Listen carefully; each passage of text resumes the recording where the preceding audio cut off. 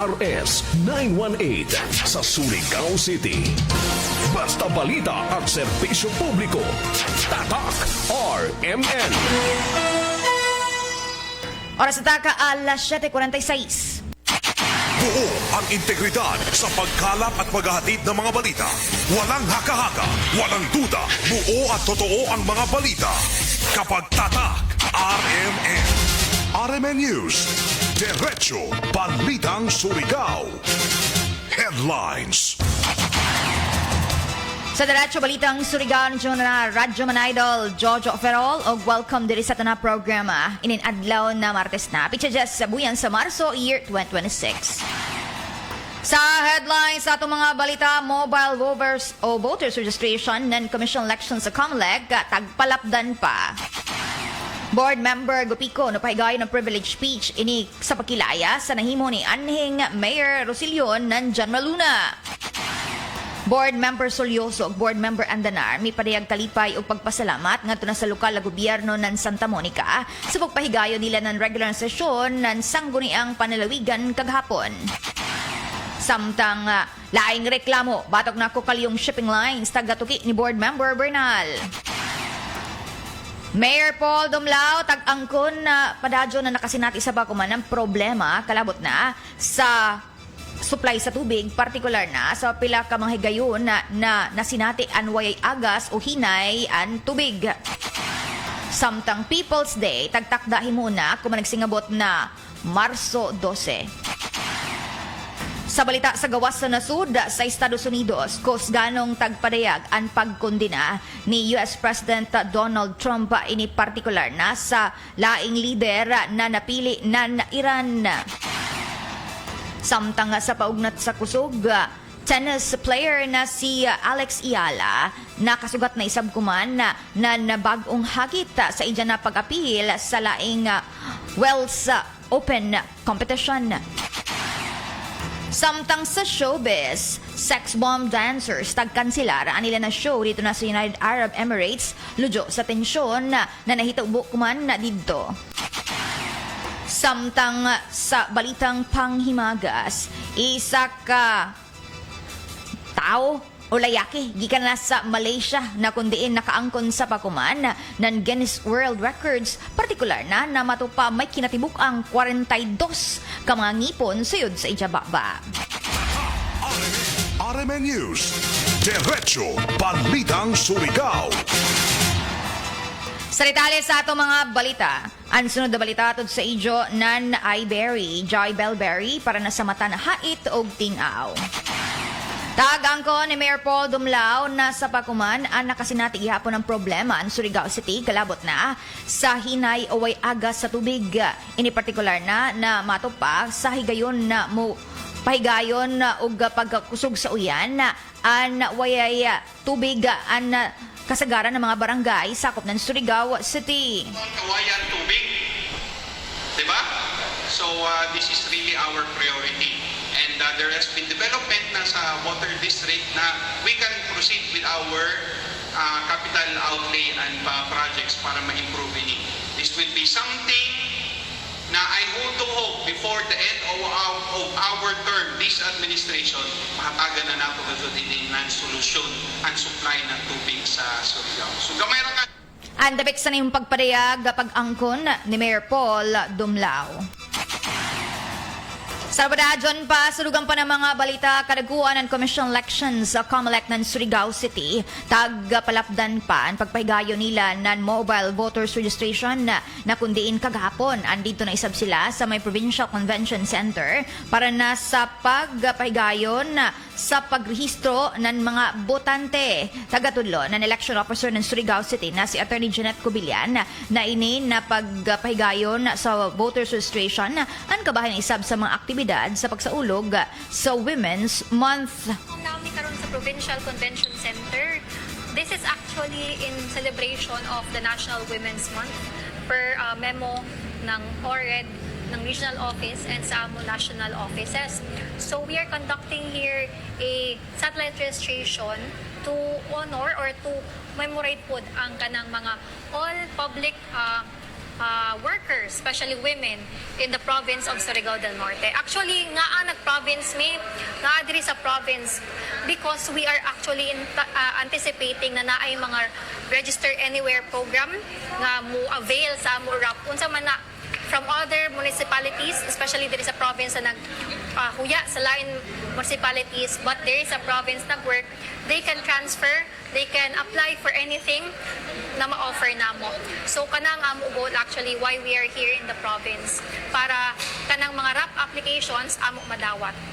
Ang tabik sa yung pagpadayag ni Attorney Jeanette Cobillan, ang election officer ng Surigao City. Lagip isab na isya taga-tudlo na diri sa mainland barangays. Ang ilan na isab sunod-sunod na napahigayon, ang ilan na mobile voters registration na samtang ija isab taga-tudlo na may mga schedule pa isab sila sunod na mga adlaw para na sa bisita ngadto na sa mga nagkalaing-laing island barangays. Lagip isab ija dugang pag-awhag ngadto na sa mga public o ngadto na sa mga katawhang Surigaonon na matupad di na paabuton pa ang deadline para na sa ila pagkatapos ng ilan na mobile voters registration sa Mayo. Kapalo or sa wala pa jud magpaabot pa jud mo May 18 ayaw na in tawon kay mutaas na ng pila. So kari na mo samtang adtuan pa namo kamo or samtang open pa ang ato registration. Wala pa kayo pila compared sa last few days. Ang sunod-sunod na pamahayag ni Attorney Jeanette Cobillan, ang election officer ng Surigao City. Sa Rabadadyon pa, sa dugang pa ng mga balita, isa ka privilege speech ang tagpahigayon ni Board Member Catherine Gupico sa dihang taghimo ani ka-35 na regular sesyon ng mga sakop ng sangguniang panlalawigan na kaghapon dito na sa lungsod sa Santa Monica. In particular, sa ija paggatudlo og pagkilaya sa nahimo na kontribusyon sa kinatibukan ni anhing Mayor Rosilion na John Luna. Ini partikular na sa ija isa ba paggatudlo na sa natad sa turismo nagasugod ang pagpalambo dito na sa Siargao pinaagi na sa mga taghimo sa una ni anhing Mayor Rosilion. That seeks to promote sports and tourism in our province and to honor the life and legacy of a leader whose vision helped shape the global identity of Siargao Island. The municipality of General Luna, located in the world-renowned island of Siargao, has long been recognized as the surfing capital of the Philippines, with Goal 9 standing proudly as one of the most iconic surfing destinations in the world. Every year, surfers and visitors from across the globe come to witness and experience the powerful waves and vibrant culture that define our island. Behind the growth of this surfing community and the development of General Luna as a premier destination was a leader whose dedication and passion greatly contributed to this transformation. Our beloved former Mayor Jaime Plaza Rosilion. Former Mayor Rosilion devoted many years of public service to the people of General Luna. Beyond governance, he was a strong advocate of surfing culture, tourism development, and youth empowerment. Because of his unwavering support for the sport and his commitment to nurturing local talent, he rightfully earned the recognition as the father of the surfing capital of the Philippines. Ang dapeksa na yung pagpadayag sa privilege speech ni Board Member Gupico. Lagip na isab na ija taga-tudlo na gumikan sa nahimo sa natad sa sports o pagpakilaya ng turismo dito na sa Siargao ni anhing Mayor Jaime Rosilion. Ang plano nila na mapasaran isa ka provincial ordinance na kundiin magpahimutang na nisa ka sports event na kundi nakapangayan ngadto na sa namatay na mayor ng GL. Picture represents a sporting event. It is a tribute to a leadership, a celebration of culture, and an investment in the continued growth of tourism and youth development in Surigao del Norte. In this regard, Mr. Chairman, as a proud resident of the municipality of General Luna, I respectfully note that this proposed ordinance entitled An Ordinance Institutionalizing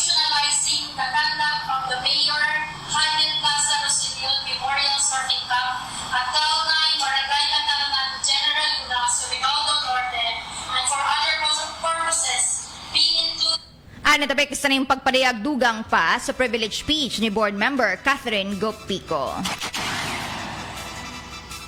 Sa rabadadyon pa sa dugang pa ng mga balita, board member Veronico Solioso, lakip na isab kan board member Aiken Andanar, may padayag na nila nakalipay og pagpasalamat ngadto na sa lokal na gobyerno ng Santa Monica sa matupa paggadawat ngadto na sa ila sa pagpahigayon kagahapon na ika-35 na regular na sesyon ng mga sakop ng sangguniang panlawigan. Ini partikular na sa pagpapadayag ni board member Solioso sa ija nakalipay sa amon pagpahigayon ng ilan na regular na sesyon na dito na sa isa sa mga lungsod sa Siargao. On a matter of personal and collective privilege, with profound gratitude and pride as we hold this regular session of the Sangguniang Panlalawigan here in Municipality of Santa Monica in the island of Siargao. Siargao, known to the world for its natural beauty and vibrant culture, is more than just a globally recognized destination for us in District 1. It is home of this rich in heritage, resilience, and the enduring spirit of the people. Hosting decision here today symbolizes our commitment to bringing governance closer to our communities and ensuring that every corner of Surigao and Norte is heard and represented. Today, we are gathered in Santa Monica, a municipality that represents the quiet beauty and authenticity of Siargao. Here lies the majestic Alegria Beach, one of the island's longest and most pristine stretches of white sand, a place that reminds us of the immense natural treasure entrusted to our care. Santa Monica, in its peaceful charm, thriving local community, and dedication to sustainable development, exemplifies the potential of our municipalities in District 1.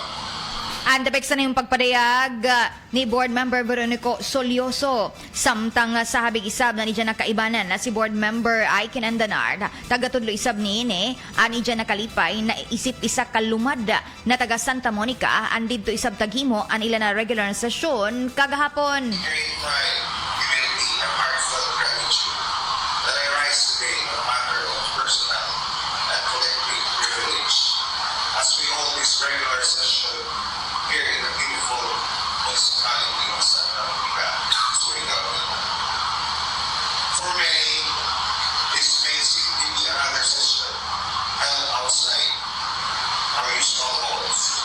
But for me, this moment carries a deeper meaning.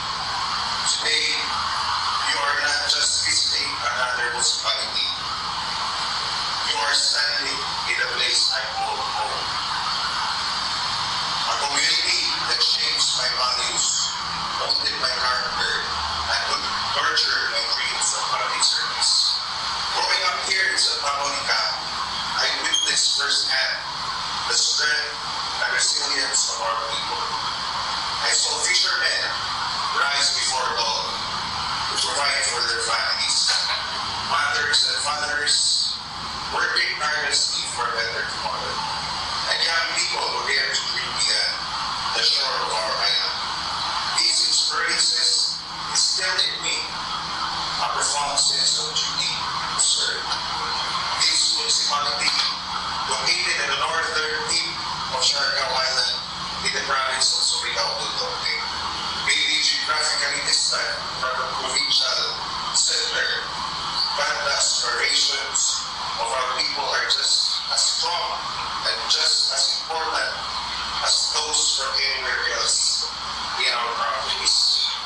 Ang tapik sa nahimong pagparehag ni board member Aiken Andanar sa mo isab na pagbisita dito na sa Siargao ng mga sakop ng sangguniang palalawigan ang nalaing pang aktibidad anila na tagtambungan kagahapon. Una niini ang pag-turnover sa multipurpose building dito na sa Barangay Tuburan del Carmen, Surigao del Norte na kundiin dito isab ang presensya sa amo na pag-turnover ng proyekto ni Governor Robert Lyndon Barbers. Samtang nupahigayon pa ng courtesy visit ngadto na sa buwatan ni Mayor Lasco ng Santa Monica ang mga sakop ng konseho sa probinsya. Samtang kumadlawa ang sumaya pa, lain pang tagtakda na imo na aktibidad dito na sa Siargao amo ang pag-turnover sa multipurpose building dito na sa Dapa Central Elementary School na kundiin pipila ka mga sakop isab ng sangguniang panalawigan sa pagpanguna ni Vice Governor Jed Gokyangke ug mga kaibanan ang tagtakda na mutambong sa mo na mga aktibidad. Sa lain pa ng mga balita, diri gahapon sa Kukalyong Tugkaran, laing reklamo, batok na Kukalyong shipping lines ang tagpaabot ngadto na kan board member Victor Bernal. Ini partikular na sa ija pagatudlo na isa ka pasahero nan Kukalyong shipping lines sa biyahe gikan na Cebu, pasingod na sa Surigao City adton Marso 8, an may padayag sa amon pagkadismaya sa nahimong kasinatian ni ini sa dihang waya makabiyahe ang Kukalyong shipping lines pasingod diri sa Surigao City. The passengers during the scheduled voyages of MV Pilipinas illegal operated by Kukalyong shipping lines departing Cebu in Ono bound for Surigao. The details of the vessel and voyage are as follows. Vessel MV Pilipinas illegal operator Kukalyong shipping lines or Cebu Pier Ono. The scheduled departure March 8, 2026 at 7 o'clock p.m. The vessel was scheduled to depart on March 8, 2026 at 7 o'clock p.m. and passengers were already boarded on the vessel. At approximately 7:30 p.m. on the same day, an announcement was made stating that the vessel had a slight hiccup with the engine that required repair. And passengers were informed that the ship would depart as soon as the repair was completed on the same day.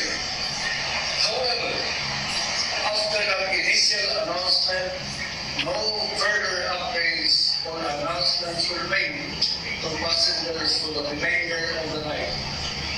From approximately 7:30 o'clock in the evening until around 5 o'clock in the morning on March 9, 2026, the vessel remained docked while passengers stayed on board with no clear information regarding the progress of the repair, the expected departure time, or whether the voyage will still proceed. The prolonged absence of communication left passengers uncertain about the situation and forced some passengers, including myself, to make alternative travel arrangements at a prolonged expense in order to reach Surigao. Ang tapik sa nahing pagpadayag ng reklamo ngadto na kan board member Victor Bernal na isa sa mga pasahero ng Kukalyong shipping lines gikan na Cebu pasingod na Surigao City. Tagatudlo na naabta na lamang nan buntag ng Marso 9 pero wayay paghihapon pagkapadayag na formal na pagpahibayo ngadto na sa mga pasahero kung unoy himuon nan amo na shipping company para na sa ila isab matupap pagbiyahe pasingod diri sa Surigao City. Sa mo isab na reklamo na uyunan ng mga sakop ng sangguniang panalawigan na isa committee hearing o committee of the whole ang tagtakda nila himuon para ipatawag na isab ang mga kadagkuan Kukalyong shipping lines o iban pa ng mga ahensya ini para na matuki dugang ana mo na pinakabagong reklamo batok na sa mo na shipping company. Sarabadadyon pa, sudugan pa ng mga balita, tagtakda mo balik ang pagpahigayon ng People's Day 2026. Kuman nagsingabot na Marso 12 dito na sa Barangay San Juan. Sa nakuha ng impormasyon na ini ang programa na tinuig na pagpahigayon na gobyerno syudad sa pagpanguna ni Mayor Paul Dumlao o iban pa ng mga opisyalis ng syudad sa pagbisita ngadto na sa mga naglaing-laing barangay para na sa pagdaya ng serbisyo ng mga naglaing-laing departamento sa gobyerno syudad. Lagip na isab ang mga nasyonal na ahensya o iban pa na pribadong sektor. Sa naibawaan na kuman Marso 12, din na sa Barangay San Juan Gem ang tagtakda sugdan na anamon na People's Day 2026 alas 8 sa buntag o gamulungtad hangtod na alauna sa hapon. Sa naibawaan na ang tagtakda na muapila dito ang mga naglaing-laing departamento o mga nasyonal na ahensya pareho na sa City Tourism and Cultural Affairs Office, Family Organization of the Philippines, Local Youth Development Office, Philippine National Police, JCI, Surigao Nickel, City Enro, Public Employment Skills and Development Office, City Public Information Office, DSWD Sustainable Livelihood Program, Office of the City Building Officials, lagip na isab ang PhilHealth, ang Provincial Governor's Office, lagip na isab na ini ang City Legal Office, Bureau of Fire Protection, COMELEC, City Mayor's Office, DTI, Negosyo Center, Surigao City, City Social Welfare and Development Office, City Planning and Development Office, Public Attorney's Office, Rainbow Connection, Coast Guard, Field Veterinary Unit, Northeastern Mindanao, lagip na isab ang pag-apil ng City Veterinary Office, Philippine Statistics Authority, City Agriculture Office, Local Civil Registry, Surigao Optometric Society, Philippine Army, 30IB, Philippine Red Cross, City Health Office, City Assessor's Office, o Office of the Congressman of District 2. RMN News, Diretso Balitang Surigao. Sarabadadyan pa, dirigaman sa Diretso Balitang Surigao sa balita sa gawas sa nasud sa Estados Unidos. Tagtawag ni US President Donald Trump na isa ka dako na sadyop ang pagpili ngadto na kan Mojtaba Khamenei isip na bagong supreme leader ng Iran. Tagapili si Khamenei human na namatay ang amahan niini sa taglusad na naghiusang strike ng Estados Unidos ug Israel. Una na natagatulo ni President Trump na ang bagong supreme leader ang lightweight ug tagpaningusga niini na target ng Estados Unidos na makumpiskar ang matod pa oil ug iban pa na mga supply dito na sa Iran. Una na natagbutiyag ni Trump na kinahanglan na kaiban siya sa pagpili ng bagong supreme leader ng Iran. Ilabi na kan ila isab mga taghimo na pag-atake an para isab mapungan ang pagpahigayon sa paghimo niini ng pipila ka mga nuclear weapons. Balitang Sports. Balitang Sports. Jawin ni sablaing hagit ang tagtakda na atubangon ng Pinay tennis star na si Alex Ayala. Inipar na sa round 16 ng Indian Wells Open na tag-apila niini sa California, USA. Tagatakda na makaatubang sa sangka ni Ayala ang 21 anyos na Czech tennis player na si Linda Noskova. Si Noskova ang ranked number 14 ng Women's Tennis Association ug nahimong kampiyon ng 2024 Monterrey Open. Kung kayong duman na nakasud na sa round 16 ang 20 anyos na si Ayala, inihuman na mag-retire sa world number 4 na si Coco Gauff gumika na sa injury. Balitang Showbiz. Tagkumpirma na nagrupong sex bomb na tagkansilar na nila ang ilan na show unta sa United Arab Emirates. Inigumikan sa nasinati na tensyon dito na sa Middle East. Tagatudlo ni Rochelle Pangilinan na ang leader ng grupo na ibalhin na lamang nila nga na sa laing pizza anamo na show.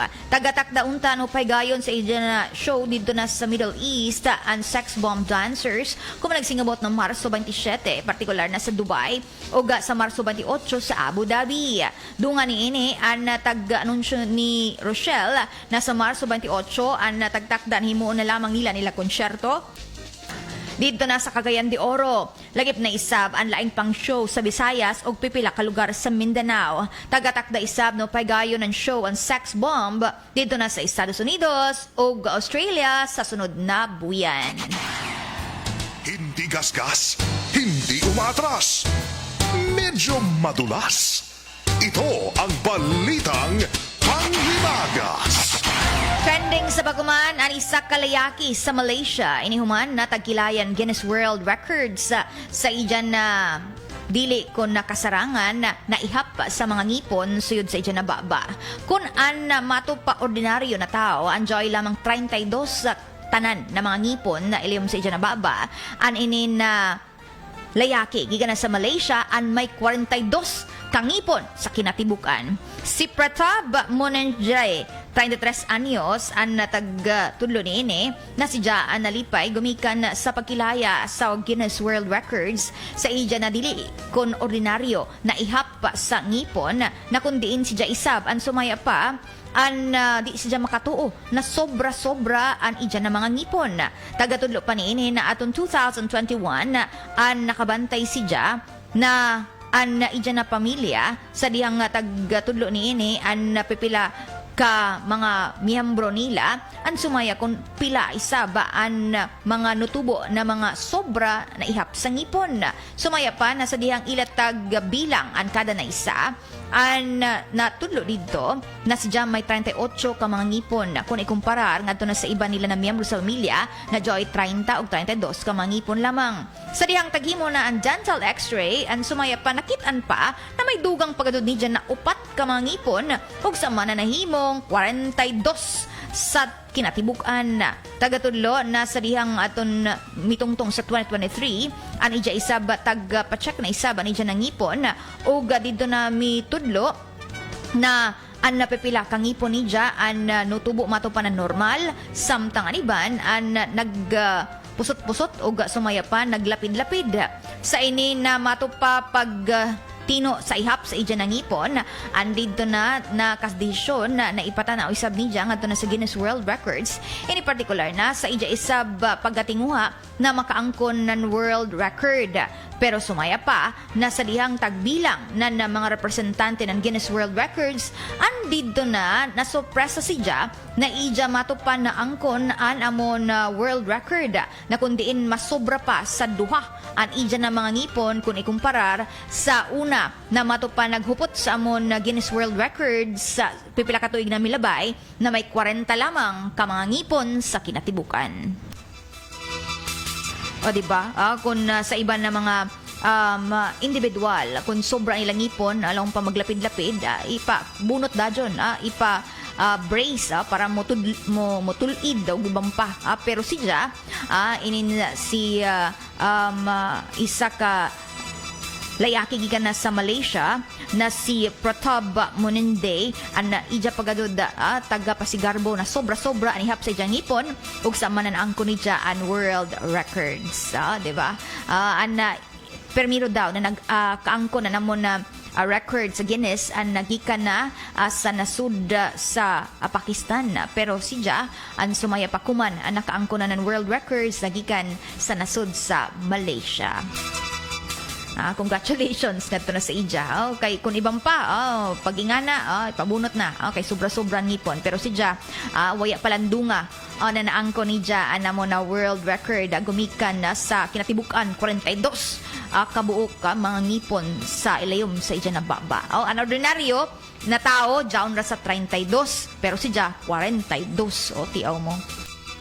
Oy, maradyan ko mati anay ngadto na sa Tosuki na si Juvie Adran na magadan na kundin pa shout out ni Ja sa Purok 5 Lower Sangay Anumar Surigao City.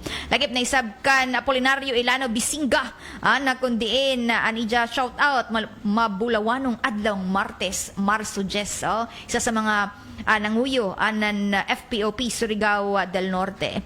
Kan Sir June Caranto, good morning dia sir. Kan Ka-Heart updated vlog. Cloudy morning, listening from Municipality of San Francisco, Anawawon. Good morning dia. Lagi pisab nato suki na si Mano Datoy, si Pedro Plaza Bungabong Jr. na watching from Turil, Barangay Luna, Surigao City, Philippines. Ato suki diha.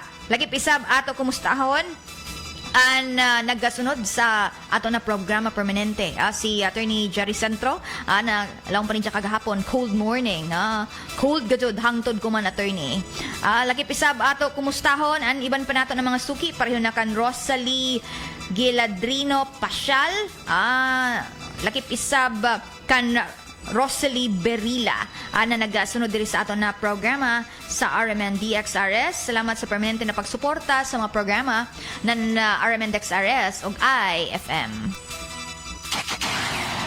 Nahala, yan ang ato oras para sa ogbadadyon diri sa ato na programa ang Diretso Balitang Surigao. Sa ngayon sa ato mga kaibanan diri sa control, sila ni J.O. Bataan ug June Arpelieda ato isa sa mga OJT gikan na sa BSIT NEMCO Northeastern Mindanao Colleges sa ibang pa nato na mga nagsunod diri sa ato na programa. Salamat sa inyo na pagparehag na ninyo ng oras para na sa ato na programa ang Diretso Balitang Surigao.